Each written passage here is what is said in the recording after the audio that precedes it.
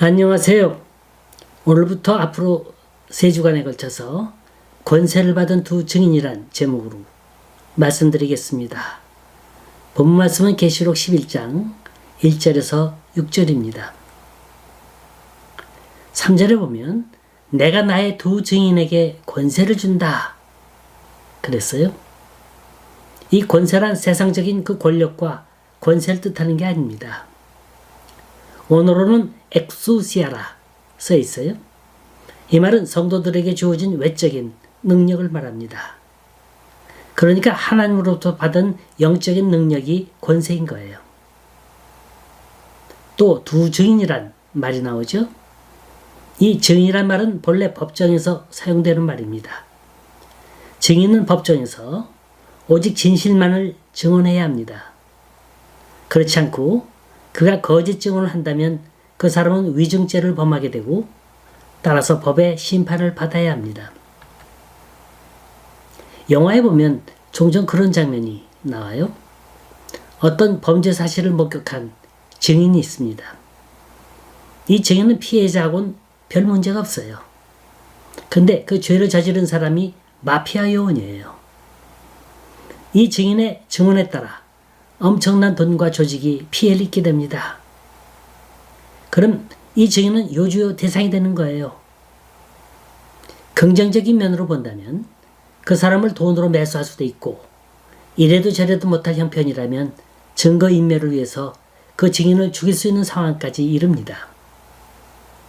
그러니까 증인이 제대로 된 증언을 하려면 죽길 각오해야 합니다. 그래서 증인에 대한 히라보 원어를 말투스라 씁니다. 이 말은 martyr, 순교자란 뜻이에요. 여기다가 권세 있는 이런 수식어를 함께 붙여보세요.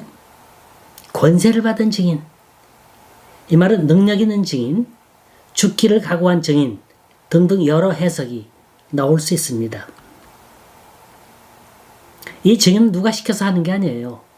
성령으로 인도돼서 나 자신도 모르게 그렇게 끌려가는 겁니다. 이미 십자가를 짊어질 각오가 돼 있어요. 죽을 각오가 돼 있단 말입니다. 그 나라와 그 의를 이루기 위해서. 자, 그들이 과연 누굴까요? 그리고 어떤 사명을 받았고 어떤 능력을 받았단 말입니까? 오늘 본문에 보면 두 가지 주된 내용이 나오는데 하나는 성정을 청량하는 내용이고 다른 하나는 두 증인의 활동과 죽음에 대해서입니다.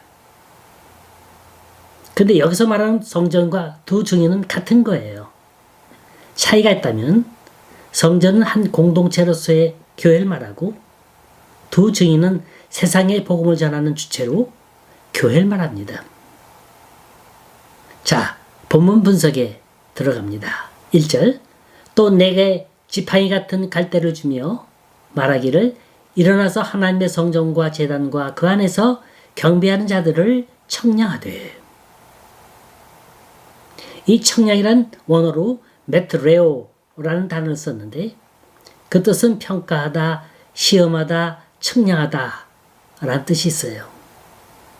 그러니까 구원받은 백성들 중에서 얼마나 신앙생활을 잘했는가 평가하는 거예요. 거룩한 걸 구별하라는 겁니다. 교회도 참된 교회가 있고 거짓된 교회가 있어요. 성도도 참된 성도가 있고 거짓된 성도가 있습니다. 예를 들어서 정말로 일생을 주님 위해서 일하다가 마지막 그 순간까지 사명을 다하고 순결한 사람하고 예수님 십자가에 옆에 달렸던 강도처럼 죽기 몇 분 전에 신앙 고백을 해서 한나라 간 사람하고 어떻게 같을 수가 있겠습니까? 청량이란 신앙의 성숙도에 따라 상급을 주기 위함이요. 하나님 앞에 갈 수 있는 자격자를 만들기 위함인 겁니다.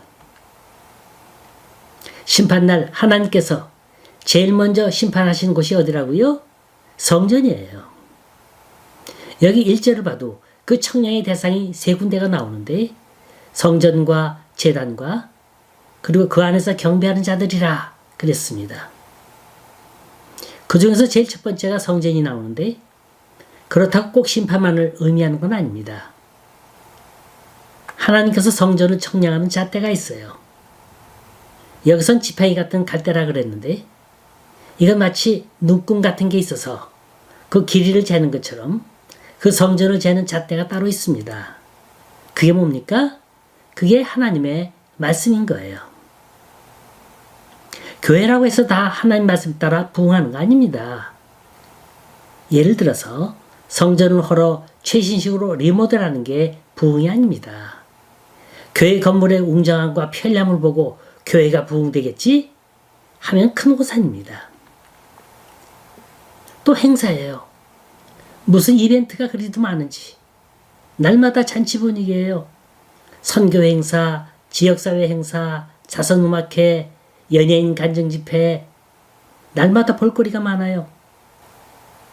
귀는 즐겁고 눈은 즐거울지 모르지만 감성을 움직이는 행사는 그날 그때뿐입니다. 교회란 감성을 움직이는 게 아니라 영성을 움직여야 돼요. 사람의 재주를 감상하는 게 아니라 말씀의 능력을 체험해야 합니다. 오히려 사람이 만든 행사 때문에 진리가 들어오는 그 통로를 가로막는 경우가 얼마나 많은지 모릅니다.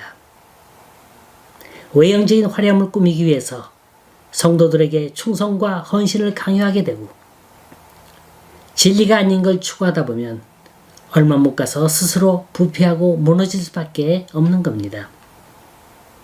교회가 무너지는 건 간단해요. 성도들이 시험 들기 시작하면 어느 순간에 무너지는 거예요. 그래서 교회를 재는 잣대는 그 교회의 말씀이 살아있느냐 죽어 있느냐 하는 겁니다. 세상 끝날에 알곡은 곳간안에 들이고 가라지는 모아서 불에 살아 던진다 그랬습니다. 자, 그 알곡과 가라지의 구분이 뭔지 아세요? 말씀이에요.